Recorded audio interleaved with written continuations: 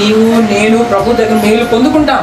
కానీ దేవుడి గుర్తు పెట్టుకోండి, ఆయన ఆలస్యం చేశారంటే ఆలస్యం అనుకోకండి, ఆయన ఎంతైతే ఆలస్యం అయిందో దానికి ఎన్నో రెట్లు కనిపిస్తారు. గుర్తుపెట్టుకోండి, మీరు అడిగినవే కాదు, అడిగిన వాటికంటే ఊహించిన వాటికంటే అధికంగా ఇస్తారు నా దేవుడు.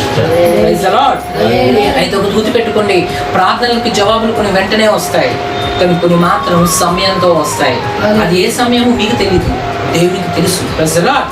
గుర్తుపెట్టుకోండి, తప్పక దేవుడు మీకు జవాబులు ఇస్తారు మీ ప్రార్థన.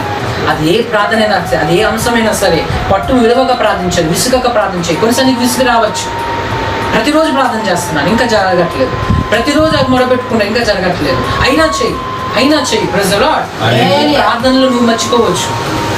10 రోజుల ముందు ఏ ప్రార్థన చేసినా ఈ రోజు మనం మర్చిపోతామేమో, కానీ దేవుడు మర్చిపోడండి. మర్చిపోడు. పొందిన యాతన దేవుడే మరచునా.